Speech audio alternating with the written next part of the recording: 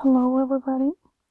Well, today I'm going to talk about the curriculum field in Brazil since 1990s. This article was written by Alice Casimiro Lopez and Elizabeth Macedo. Okay, so this class will be divided into 4 parts. In the next part, we will talk about the contextualization.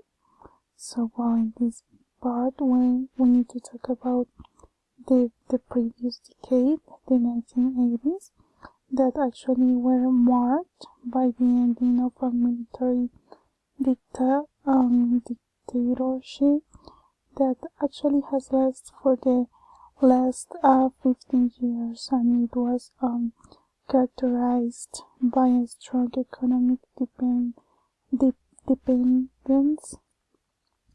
on international organizations and of course the United States. So here we have another aspect really important, which is we are in the era of the Cold War and how the sense and the feeling of national security was raised in people. Okay, well, now about the educational field, we need to know that during the 1980s there is a very huge debate about curricular knowledge. This was actually the central discussion, because basically it was trying to get together everything about literacy, knowledge, culture, and some specific curricular innovations. Okay, also we can talk about new technologies, interdisciplinarity, even theoretical and practical discussions and studies on teaching specific subjects, mostly supported by constructivist approaches. We need to know that actually we are in the epoch of Paulo Freire, the really famous pedagogist. Okay, but then after more than 10 years, the difference, the plurality of theoretical approaches and objects of study remains characteristics of the field. So here we're gonna start seeing some changes. Okay, so for example, actually in here we're gonna talk about the main categories in this research. So for example, they explored how important is the critical theory in the 1980s and of course the 1990s, the transition to post-structuralism and the various appropriations of post-structural and post-foundational thought. Okay, so basically about a context, we have about social issues, a very moved epoch, and of course is the era people inside the schools and even universities is trying to ask themselves about some deeper aspects. Then when we talk about research proposal, we have another part really important, which is we already talked about post-structural and postmodern perspectives as a main category, and these were initiated in the 1990s. The contract of the field with cultural studies largely marked and based such theoretical perspectives, widens, and so on. Okay, then people start being focused on actors or social groups really active in the field.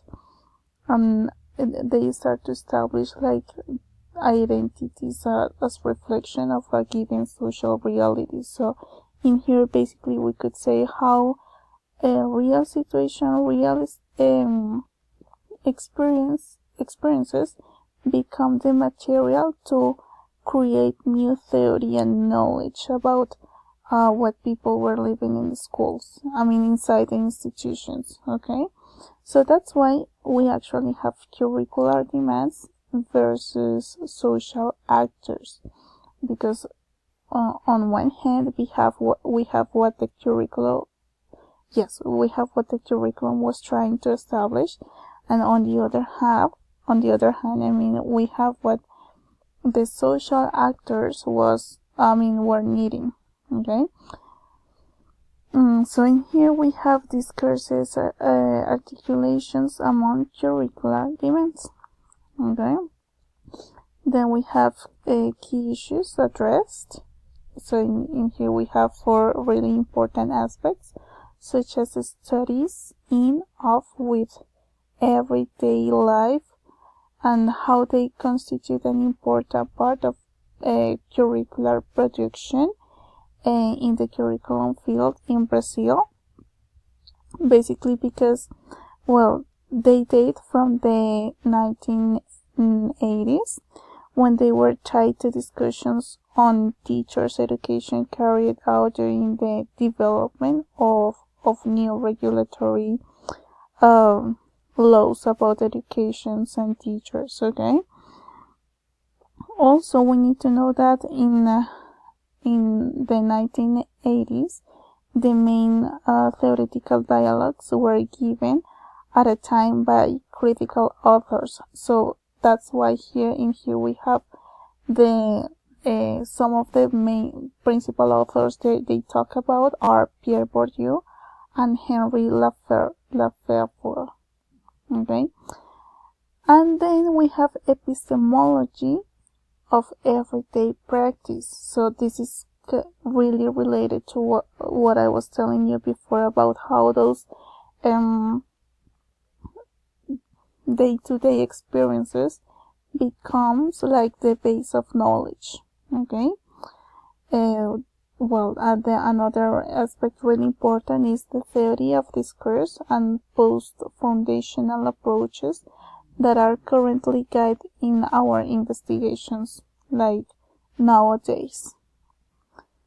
And then we have the findings, let's say conclusions. So, well, first of all, we have the post-structuralist theoretical contributions in the curriculum field. Of course, a set of post-structural categories that are operated. The idea of change becomes an utopian horizon, emptied of exact meaning. Well, and of course, social practices of legitimation of knowledge. So, well, I hope you have enjoyed this video, and this can give you like a very clear idea about curriculum in Brazil in the 1990s.